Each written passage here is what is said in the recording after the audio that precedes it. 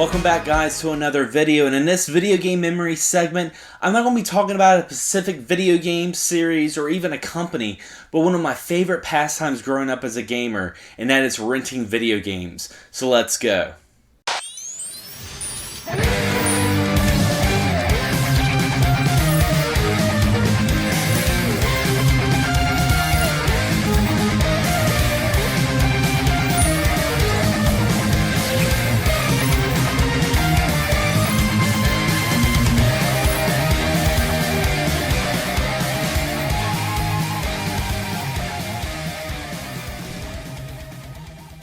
Growing up during the pre-internet days of gaming was very different from what we have now.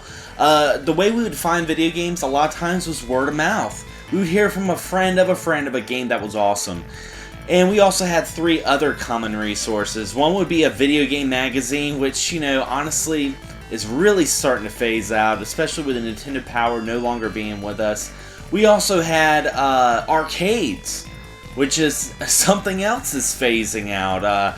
You can't really find arcades anymore. It's really sad, and unfortunately I was very young at the time, so I didn't go to a lot of arcades because some of the arcades are kind of shady, not gonna lie.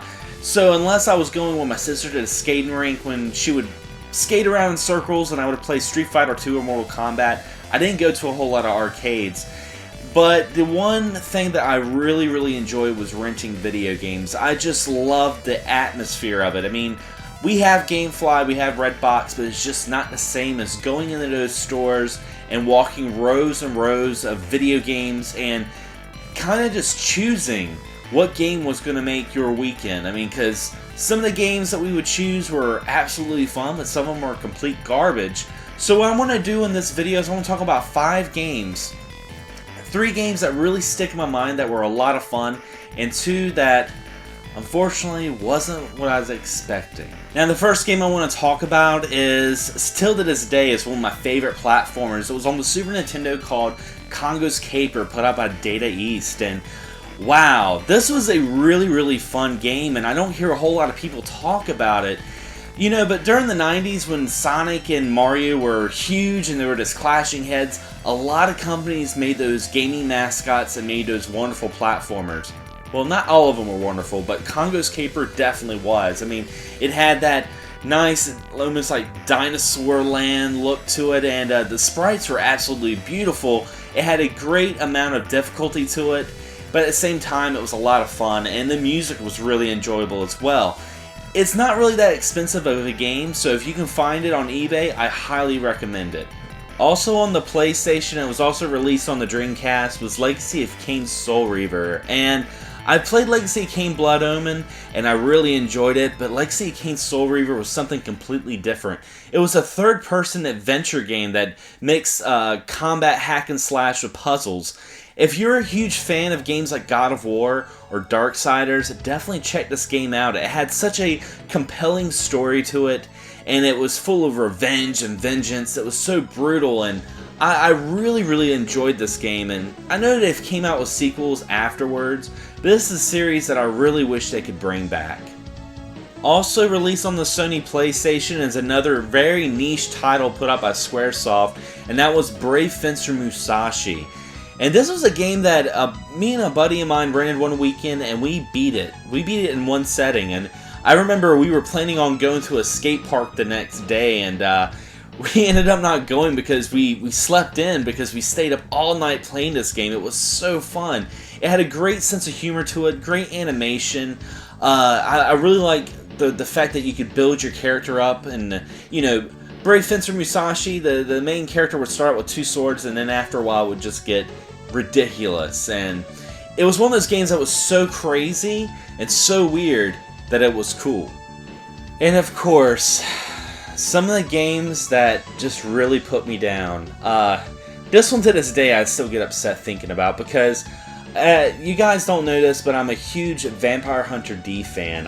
It was one of the first animes I watched, and I remember they were talking about releasing a Vampire Hunter D game on the PlayStation, and man, I was so stoked about this because I'm also a huge Castlevania fan, so I was like, man, this is going to be like a 3D Symphony of the Night.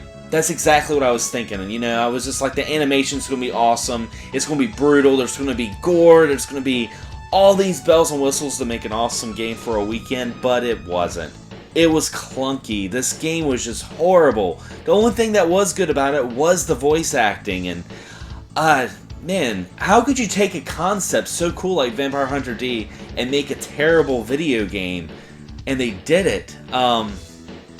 It still leaves a bad taste in my mouth. I get so upset thinking about it.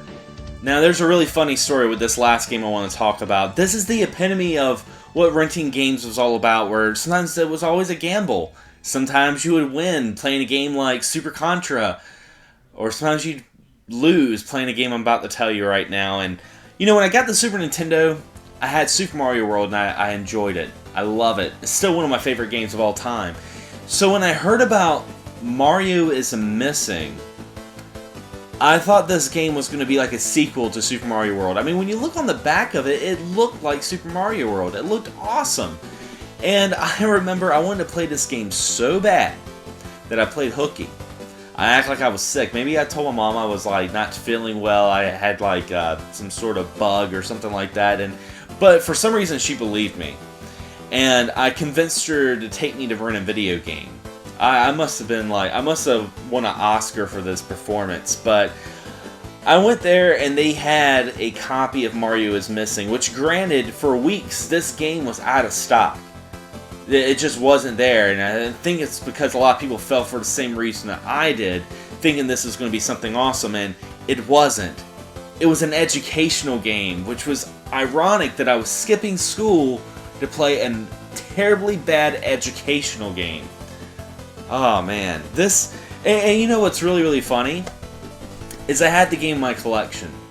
I actually went out and bought this game. I didn't pay a whole lot for it, but it's one of those games that I hate so much that I just want it in my collection because I still have a lot of memories with it, and I haven't really played it. I've never beaten this game, and the graphics were awesome, but man, talk about just a huge letdown. So anyway, guys, that's just a little look back at me reminiscing on renting video games, and what a fun time that was. It's fun looking back on those things. And talking about that, I want you guys to do me a favor and leave a comment below. Tell me some of your favorite games that you rented, or some stinkers that you found in the past that you would rather forget, like I do with Mario is Missing.